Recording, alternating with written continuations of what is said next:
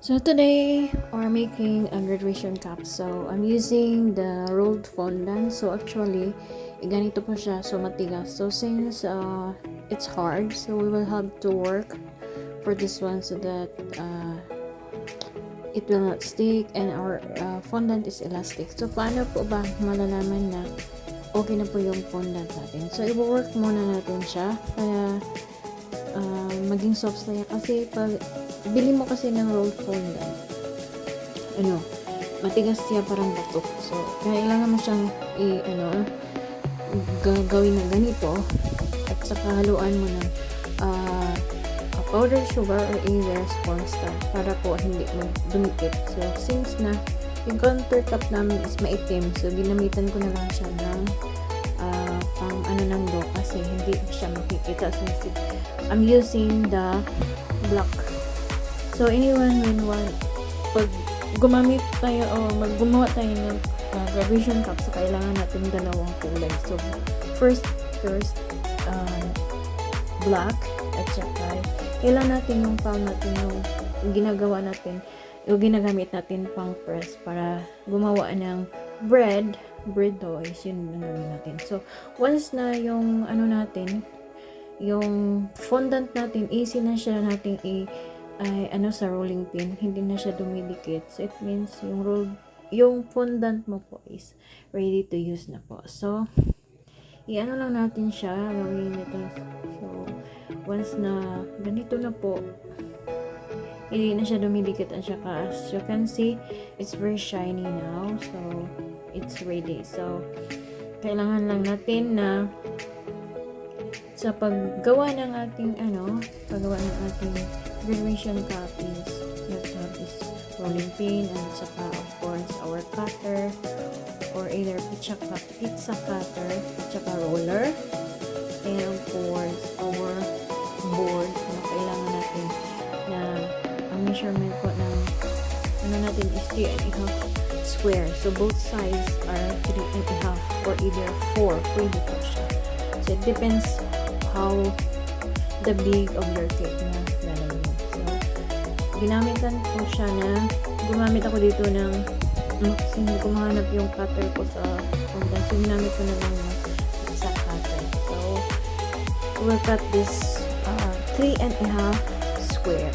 So this is for yung sa ng cup natin, graduation cup natin. So need natin ng dalawang ganito or either diretso po, hindi nyo na i-cutting. So 3.5 plus 3.5, so 7 yung haba, tapos 3.5 lang yung dapat para yung pag-cover mo is diretso na. So ito kasi pang step by step lang para hindi masyadong mahirap. So ginawa ko is dalawang cutting ko po. So both sides yung kailangan natin natabunan itong kickboard na ginamit natin as our para pang kasi pag wala ka kasing kickboard na ginagamit at saka diretso ang fondant, hindi kasi siya parang base ba niya para harden.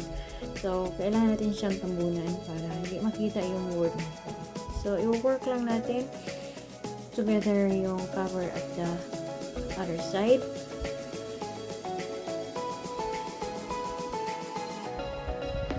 So since na natin siya, so gagawin na natin siya na so gagamit natin pang smoother ng fondant.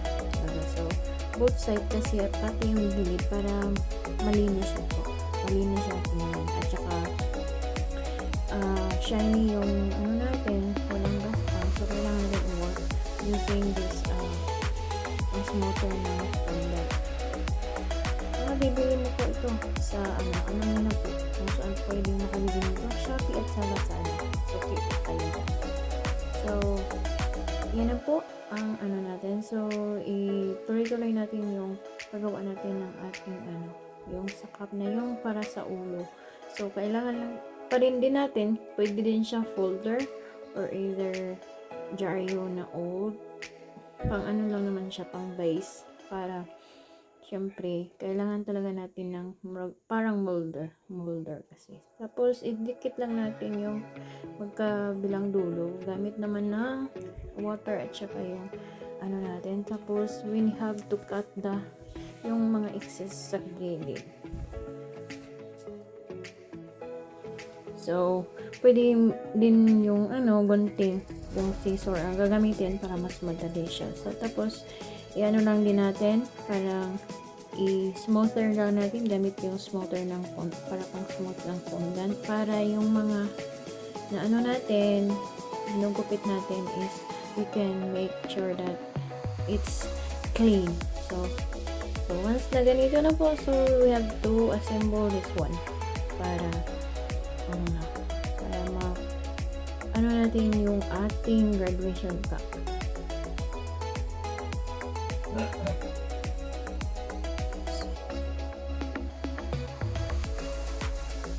So it's time to assemble na po. So we'll just use same water pa rin. We're using the brush at saka na natin na malagyan lahat so it will stick together, hindi matanggal. So easy naman po yung gawa ng pagdikit ng ganito kasi we can use butter in it.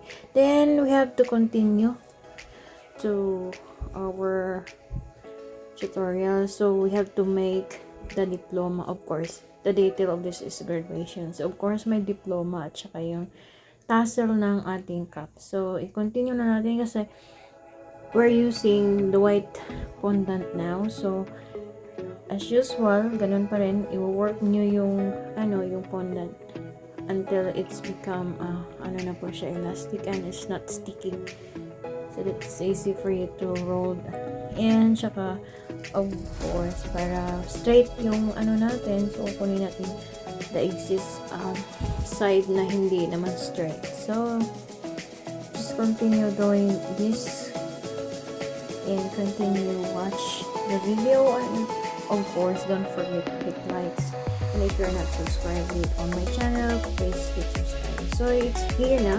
So it depends on how big the cake or yung dinidecorate nito. So it's easy lang, parang nakakataan ka na naglalaro. Easy tingnan pero honestly po sobrang hirap talaga niya once na natin.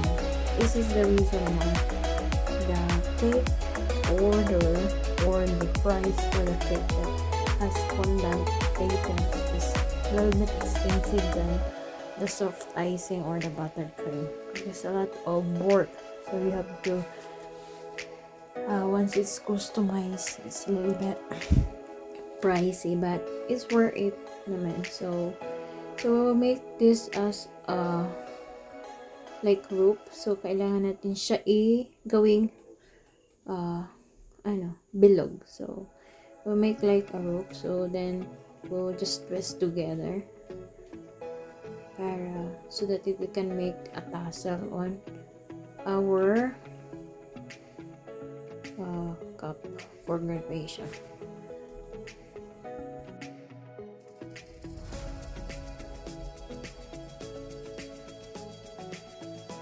So you just twist it like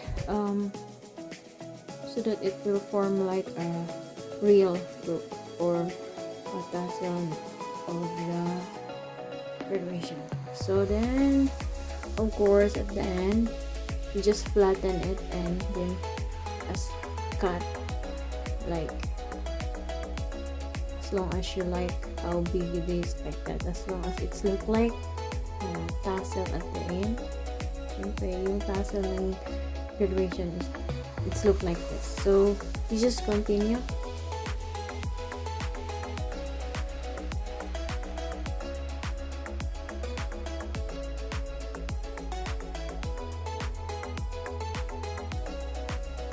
Then we will make like yung sa ng tassel natin, the like circle button yung sa top. So just like make a circle. It's easy, then a little bit press on it so that it will form like yung ano ba yung tawag sa so yun na yun. Then the next is the one we're making is the ribbon, yung tali ng diploma. So we'll just imagine that you're making your own diploma. So you just cut. Decorating the cake is like full of imagination, and of course like you have creativity.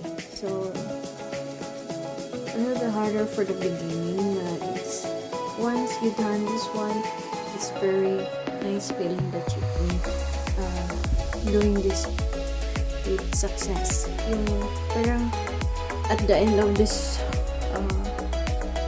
yung ikaw na yung gumagawa, yung ikaw na yung nag-aano, so it's, you can say na the result is, syempre of course you have to make your self naman na your decoration is really good looking.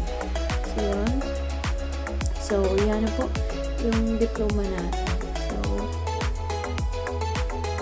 So to assemble this one, the tassel is syempre didikit natin using with brush and with a little bit more. So wag naman masyadong damihan ng tubig para hindi mabasa yung fondant. So then you can arrange this on the top of this cake.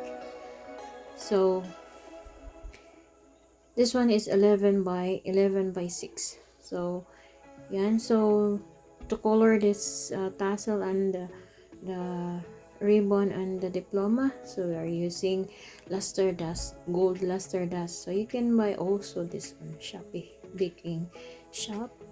And of course, if you don't know how to mix or to make gold edible coloring, so sa mga video ko dyan, may tutorial ako on how to mix or do or make gold luster dust, the edible. Yes, so you can check all my tutorial there. It's related on this one. Then if you don't subscribe on my channel, don't forget to hit subscribe, and of course hit likes and comments down. So this is done. So thank you so much guys for watching, and hope nakakatulong po ito for all the mga beginner na mga baker. So thank you so much for watching. God bless.